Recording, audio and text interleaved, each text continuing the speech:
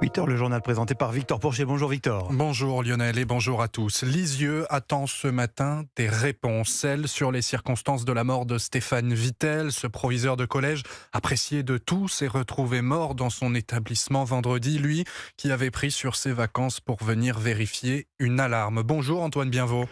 Bonjour Victor. Envoyé spécial d'Europe 1 sur place. Ce qui est très attendu, Antoine, c'est cette autopsie du corps du principal prévue aujourd'hui. Et oui, après l'émotion, les habitants veulent désormais des réponses ici à Lisieux. Beaucoup ont été choqués d'apprendre le décès du principal dans cette commune que la majorité décrivent comme tranquille et sans histoire. Alors forcément, l'autopsie du corps de Stéphane Vittel prévue dans la journée est très attendue, notamment par cette parente d'élève présente devant le collège hier.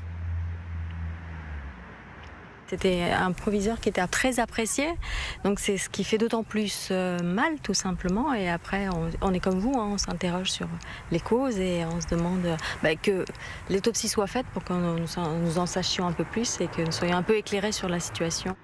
Et cette femme, comme des dizaines de personnes, elle s'est arrêtée hier devant les grilles du collège Pierre-Simon de la Place. Devant le portail, de nombreux bouquets de fleurs et des mots d'adieu écrits par les élèves qui ont été déposés ces 2 derniers jours. Certains assurent qu'ils viendront toute la semaine pour rendre hommage à un proviseur décrit comme apprécié de tous et particulièrement engagé contre le harcèlement scolaire. Alors pour le moment, rien ne prouve qu'il a été agressé ou tué. L'enquête se poursuit. Dans le quartier, les gendarmes sont déjà passés dans toutes les maisons aux alentours pour récolter d'éventuels indices. Une chose est sûre, ici à Lisieux, on attend désormais de savoir comment est mort Stéphane Vittel. Antoine Bienvaux, envoyé spécial d'Europe 1 à Lisieux dans le Calvados. Merci Antoine. Il n'y avait pas de problème structurel sur ce bâtiment. Les mots sur Europe 1 du maire de Grasse, Jérôme Viau, après l'incendie qui a fait 3 morts dans la ville hier matin. Des contrôles avaient été effectués. La municipalité avait été mise à une mise en demeure pour que des travaux soient faits dans les parties communes et sur la façade. Jamais nous n'avions atteint de tels sommets. C'est le cri d'alerte ce matin du syndicat étudiant l'UNEF sur le coût de la rentrée scolaire dans les colonnes du Parisien. Une hausse de presque 6,5% qui représente 595 € de plus que l'année dernière. En tête des augmentations, l'assurance habitation plus 11% et le coût de l'électricité plus 10%. Europe 1, 8h03. 5 départements en vigilance orange aujourd'hui. La canicule revient à nouveau sur la France. L'Ain, l'Isère, la Savoie, la Haute-Savoie et le Rhône sont concernés. Alors les vacanciers et les Lyonnais ont tous eu la même idée. Rendez-vous a été donné à la piscine du Rhône pour se rafraîchir. À la maison, c'est un peu difficile à supporter en étant enfermé, donc on met tout dans le noir et puis on profite pour aller à la piscine et puis revenir l'après-midi en espérant que la température soit pas trop dans l'appartement. Je suis venu ici juste pour visiter, du coup il fait très chaud par rapport à où j'habite à Paris notamment, et vu qu'il n'y a pas la mer, on profite des moyens notamment la piscine du Rhône. J'ai qu'une seule envie, c'est de plonger dans l'eau afin de me rafraîchir.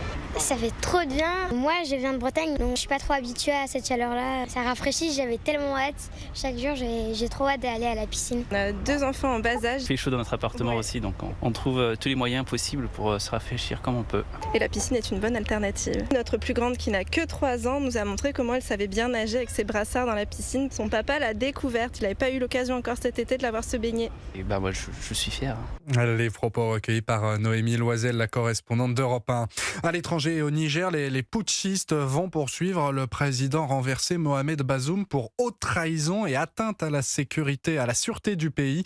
La junte qui a dénoncé également cette nuit les sanctions de la CEDEAO qui sont, je cite, humiliantes et inhumaines, notamment les restrictions sur les fournitures d'électricité. Le bilan des incendies à Hawaï ne cesse de s'alourdir et les doutes sur la gestion de crise des autorités de s'épaissir. 93 morts selon le dernier bilan, mais il pourrait dépasser la centaine dans les prochaines heures, préviennent les responsables de l'archipel. C'est l'incendie d'ores et déjà le plus meurtrier depuis plus d'1 siècle aux États-Unis. Et la question que tout le monde se pose désormais, c'est celle de l'inefficacité de ces autorités à Viva Fried. Oui, la colère monte parmi les habitants. Il y a eu très clairement un problème de communication. Les sirènes de l'île n'ont pas retenti. Des alertes ont été envoyées sur les portables, mais le réseau était déjà détruit par les flammes et donc personne ne les a reçus. Ce qui explique pourquoi autant de gens se sont fait piéger lorsque l'incendie est arrivé jusqu'à eux. Ils pensaient que les autorités contrôlaient la situation et que c'est pour ça qu'ils n'avaient reçu aucun ordre d'évacuation. Un rapport datant de 2021 avait pourtant prévenu du risque élevé d'incendie, soulignant que les mesures planifiées pour y répondre étaient insuffisantes. Mais pour le gouverneur de Hawaï, Josh Green, ce sont les circonstances exceptionnelles qui sont à blâmer. Les conséquences du réchauffement climatique changent la donne. Nous n'avons jamais eu ça près d'une ville. Nous faisons ce que nous pouvons pour financer nos services. Nos pompiers sont bien préparés. Nous déterminerons si nous pouvons faire mieux. Ce qui est également pointé du doigt, c'est la vétusté des infrastructures.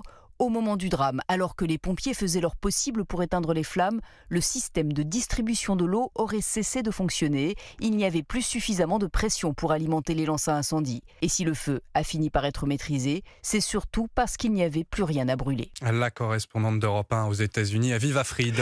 À moins d'un an des Jeux Olympiques de Paris 2024, retour sur la folie du breakdance qui a déjà débarqué dans la capitale, dites-moi. J-347 jours. La date est d'autant plus cochée par les délégations de ce sport puisqu'il est inscrit pour la première fois au programme des JO.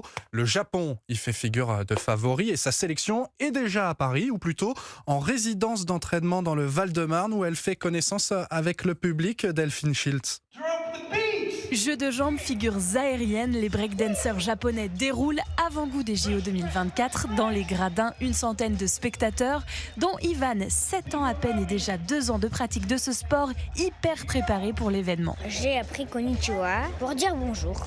J'ai choisi des pantalons qui glissent bien pour bien faire la coupole et bien tourner. Et pour bien protéger ma tête quand je tourne sur la tête, j'ai mis ma capuche. Une démo suivie d'ateliers avec la crème de la discipline.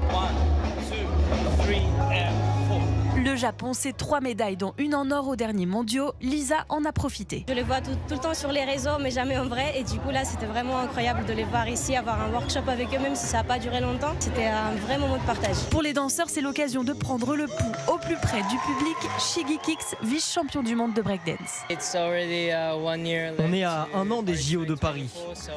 Ça me donne un avant-goût de ce que ça va être. Et j'ai hâte. Je suis vraiment heureux que les gens découvrent le breakdance et commencent à apprécier cette culture. Prochain rendez-vous pour une battle un peu plus musclée, le 9 août 2024 à la Concorde. Le reportage de Delphine Schiltz pour Europe 1. Vous ferez une petite battle, vous aussi, Lionel, de breakdance? C'est plus de mon âge, comme dirait. Vous coacherez, Lionel, ne vous inquiétez pas. Merci Victor Fourchet, merci Marlène. Dans un instant, l'invité politique de la matinale, Edwige Diaz, députée de la Gironde, vice-présidente du Rassemblement national.